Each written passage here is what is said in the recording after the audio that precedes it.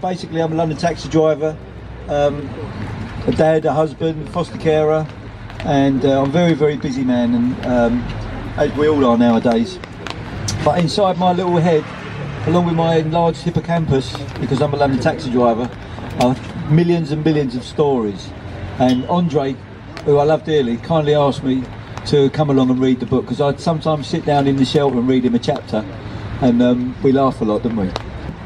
Chapter 8, a flying lesson. After all three birds had feasted on the dropped and discarded food from the humans in Covent Garden, they flew off in different directions for the afternoon.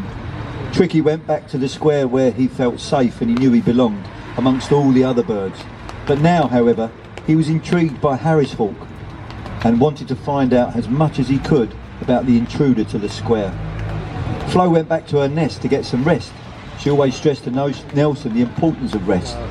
Nelson, on the other hand, was too eager to learn to fly to allow himself any rest.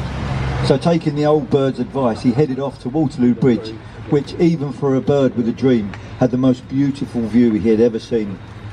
Sure enough, about 15 metres above the bridge were 5 or 6 huge white seagulls. The breeze this day was quite strong. The late afternoon sun was bright and the sky was blue without a cloud to interrupt the scene. The seagulls were gliding majestically in circles above the bridge and river. They hardly moved a feather, and yet they swooped and rose with effortless ease. There seemed to be no reason at all for what they were doing, but they did, and they did it beautifully, catching the eye of hundreds of passers-by, whether they be walking on the bridge in a car, bus or taxi, or from one of the many pleasure boats working daily on the river. It was clear these birds knew how to fly. Nelson landed on the top of a tall lamppost in the centre of the road on the north side of the bridge. He sat as he did from time to time watching the seagulls, although the display was as mesmerising as always. He looked around him at London. In front of him was the curve in the river. To his right he could see the Houses of Parliament, Westminster Bridge, the Festival Hall, County Hall and the London Eye. A large, slow-moving Ferris wheel with 32 pods, giving humans the merest glimpse of the world and views every passing bird took for granted. To the left of him on the north side of the bridge was Somerset House, a lovely neoclassical building in Portland stone, giving plenty of places to both perch and nest, which used to house records of the births and deaths and marriages of every person living in the United Kingdom and the Commonwealth. Of late it had become part of the campus for King's College and the house, the Courtauld Gallery and various other government offices. In its inner courtyard was a fantastic fountain which squirted water up from the ground, offering hours of surprise delight for excited children darting in and out of the unpredictable water jets. Also, another chance for a pigeon to get a decent drink of clean water and a wash. Just along the river from there, on the northern bank, was the Temple. Northern bank was the Temple Inns of Court. These were used as chambers by the barristers and judges preparing cases for their clients' day in court. Within its boundaries was the Temple Church, a medieval house of worship containing several effigies of brave knights who died during the wars of the Crusades. It was a very calm and peaceful place that Nelson visited when he wanted some quiet. Further past that still was the City of London, the world's premier financial district, and long may it remain so, I might add. Pigeons had thrived in the city for centuries, with countless stories to tell. He could see St Bride's Church, known to many as the wedding cake, St Paul's Cathedral, a huge domed masterpiece where a pigeon or a whole flock could nest without a single human ever knowing they were there. The Bank of England, nicknamed the Old Lady of Threadneedle Street, with no windows on the ground floor, but still had countless places for a pigeon to land and watch the world go by. The architecture of London was beautiful, not only to look at but to nest in. Pigeons had settled in stone buildings for hundreds of years. During the Middle Ages, when big stone castles were a must for any self-respecting knight or lord, in the cold winter months, when food was not as easy to come by, or when under siege, which could happen at any time by rival barons and lords, pigeons were used as food. There would be dovecotes built into the solid stone walls which housed the pigeons. When food was required, the chief cook would pop out to the wall and grab as many birds as he needed for the feast. Pigeon keepers were trained and valued too. Their skill and knowledge could be the difference between abundance or starvation. But then, with the passage of time and the move away from the feudal society, the need for large stone castles and pigeon keepers grew less and less, and the rock pigeons found themselves free from the keeper's gloved hand, simply flying away and inhabiting the places we see them in now, to places like Trafalgar Square. All around it, Nelson, were buildings which on their own could catch the eye, but together formed a beautiful view, blending and contrasting, telling the story of 2,000 years of history in the blink of an eye. From the ruins of the old Roman wall around the early city, to the Great Tower of London, to the Gherkin, a modern architect's folly, and the ever taller towers reaching almost to heaven itself. All of them slotting together like some intricate timepiece, ticking, keeping perfect time. Nelson had always loved this view and never tired of its majestic beauty. But today he was here to see the seagulls. One in particular caught his eye. A large male bird was lower than the others and appeared to be motionless, about 10 feet away from the handrail and about the same above. His head was absolutely still, only his eyes were moving. The only way to see he was flying was to notice that his feathers fluttered ever so slightly in the breeze. Nelson lifted himself into the air to get a closer look, completely taken for granted the advantage birds have over most other animals. The breeze was stronger by the river than he had expected, making what the seagull was doing seem even more impressive. "Hello there, Mr. Gull," said Nelson, flapping his wings frantically to stay in the same position. "How do you do that? You're not moving a muscle and yet you're flying." "Just surfing the breeze," the seagull spoke with a coastal Kentish accent. Now I don't know, right, if that's a coastal Kentish accent, but that is my version of a coastal Kentish accent. It's not easy to say Kentish accent. Anyway, just surfing the breeze. He said it again, you see. It might be Kentish, I don't know.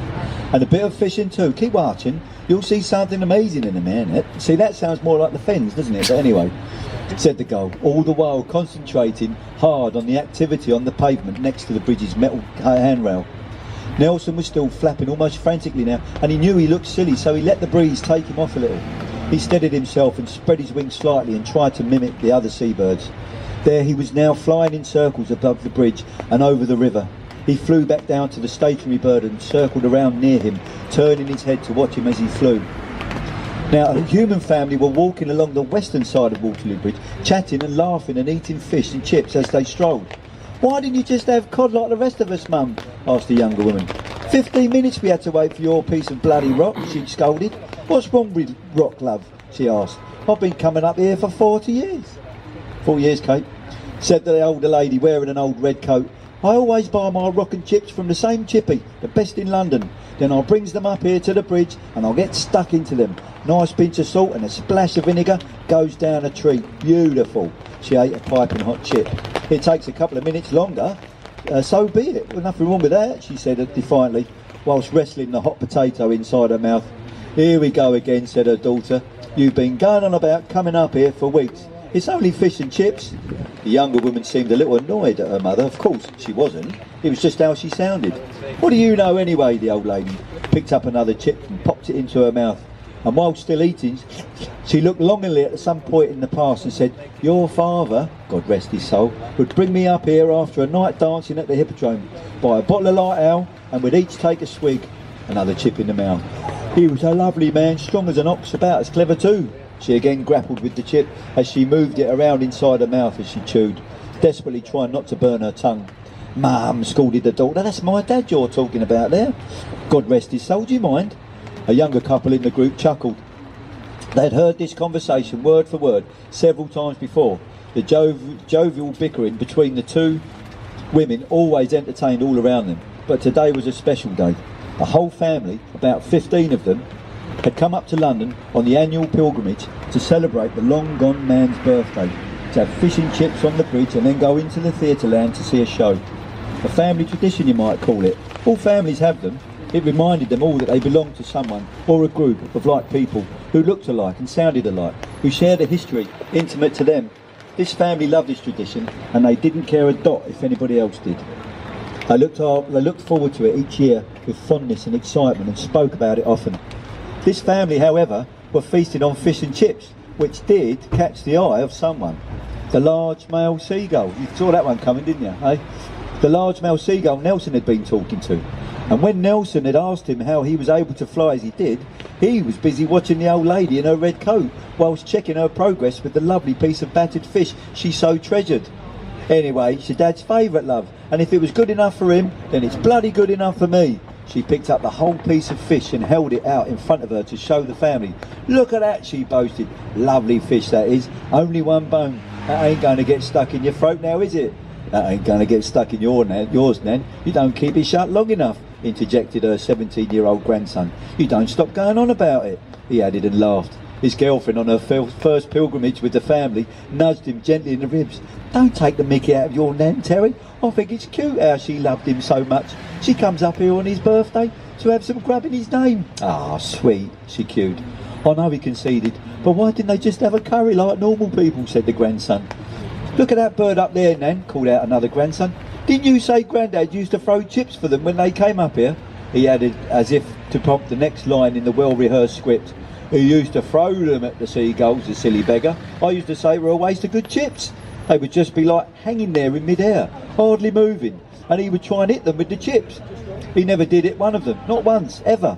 Them birds were just too quick for the old duffer." "Mum!" scolded her daughter again, more chuckles from the others. "And," continued the old lady, grateful for the chance to recount her happy tale, "they caught the chips in their beaks every time he chucked them. He always said he loved them birds, though." She started to bring the piece of battered rock towards her mouth.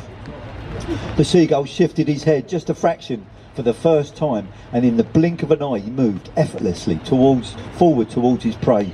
The old lady, with her hand on a piece of fish, was the target of a very skilled fisher indeed. The gull swooped down and in an instant grabbed a still hot battered fish by the single large bone hard in his beak and yanked it out of her hand and up into the sky, leaving her holding a tiny compensatory piece of batter in her fingertips. "Give that back, you cheeky beggar!" shouted the shocked old lady as the whole family fell about laughing. The old lady watching her special fish being carried off into the distance, never to be returned and never to be eaten by anyone in the family, alive or dead. While the rest of the family watched the reaction of the wonderful old girl, tears of laughter streamed down the faces of each and every one of them. Even the new girl allowed herself a nervous chuckle. She was going to enjoy being part of this family. "He must have known that fish was worth nicking, Nan. You was going on about it so much he probably thought it was made of solid gold or something." "Ha ha ha," laughed another relative. "I bet he thought you were giving it to him, you held it up there for so long," said her daughter, and they all laughed some more. The seagull was struggling to keep the fish in his beak, such was the hugeness of it. But luckily, he was able to land it on the flat roof of the Purcell rooms, close to the southeastern side of the bridge. Nelson had seen the whole thing. He couldn't believe how cheeky the seagull had been. He was very impressed. He would never have been so bold as in his pursuit of food. The pigeon flutter was his favourite method. He landed a few feet away from the feasting bird and paid a compliment. "Wow, that was amazing!" Nelson walked a little closer. "I told you something amazing was going to happen." That was my attempt at accent again. Sorry about that. "You want some? It's very nice," offered the seagull. I don't know where he's coming from now, but he's a nomad. You see, they fly anywhere. "Cheers," said Nelson. "Don't mind if I do," because he's a Cockney. He said as he buried his... Well, he said he was born in Trafalgar Square. He said as he buried his head fully into the tender, still hot rock. "Where I come from, Broadstairs," it's getting difficult now, "Kent," began the seagull, "we just do this sort of thing all the time. But the people down there are getting wise to us and are more careful with the food out in the open." That's a really good accent. Sorry about this, boys, girls. He carried on eating and licking his beak as he spoke. Now, Charles Dickens couldn't speak Kentish, even though he lived in Broadstairs. So I thought I might take my chances up here. He lifted his fish-covered beak and gazed across the river. "The view is great," the gull continued to look for a couple of seconds before returning to the matter at hand. "I heard it said that London streets were paved with gold." "Don't you mean rock?" asked Nelson with a mouthful of fish, and both birds laughed. The family carried on walking over the bridge, happily armed with another funny anecdote to be told time and again at every family get-together for generations to come. "Well, give us a bit of yours, Brenda, little love, will ya?" asked the old lady, still laughing. "Here you are, Mum. It's only cod, though. Mind the bones," replied the daughter. She took a breath. "Hold on tight to it, though, Mum," she winked at the others. "There's another seagull over there," and she pointed to the sky. Where? The old lady jerked her head around looking for the bird, causing all the others to burst out laughing again and milking the very last laugh from the event. They all headed off to the new happy and cooing like the show, happy and cooing like a flock of excited pigeons in the square. Both Brenda and her mother giving a glance of recognition to each other for the one true love who could not be there, the one person who probably would have laughed louder than all the others and showing love, they continued on their happy pilgrimage. Strong, happy families can have fun and laugh at the slightest thing, and will stick together through thick and thin because they want to. London streets are abundant with such families from all over the world, making memories and adding to the rich mixture of the great city, the city which is the envy of the world. Nelson and the gull enjoyed an uninterrupted fish lunch. Not fish soup though, Andre. Plenty of protein, he thought. Flo will be pleased, he said out loud as he pecked at the last piece of tender white meat. Who be Flo? Inquired the gull. Flo, said Nelson, a little embarrassed he had spoken out loud. Oh, she's a friend of mine. She keeps going on about eating the right food and drinking clean water and getting plenty of rest. Says it's what will help me beat the racers. Sounds like a clever one she does. As he finished, that was a good accent, that bit, wasn't it? Sounds like a clever one she does. As he finished the last piece of batter, licking his beak, the seagull said, "Batter, not good for you at all, full of fat. Tasty though. Aha. But a little of what you fancy does you good, make no mistake." He licked his beak again. "Probably best you don't mention the batter though," said the seagull. "Why do you want to beat the races then, young'un?" he asked the young pigeon. "Have you seen them?" inquired Nelson. "They're fantastic. I've been training hard and learning how to fly really fast. There's an old pigeon in the square who's going to help me, you know, train me." "And your young lady friend is helping you with the food, eh?" added the gull. Nelson coughed nervously. "Yeah, she's all right, you know, great flyer." The two birds stood looking at the single bone, willing there to be more tender fish on it, but there was none. The old bird said, "I should watch you fly, and how you could teach me a thing or two," he said. "You are a great flyer." And he was right, all right. "Thank you, young'un." It's getting better now, isn't it? The gull looked at Nelson. "What do you want to know?" Nelson, full up with fish, knew exactly what he wanted from the seagull. "That thing you were doing before the fish was amazing.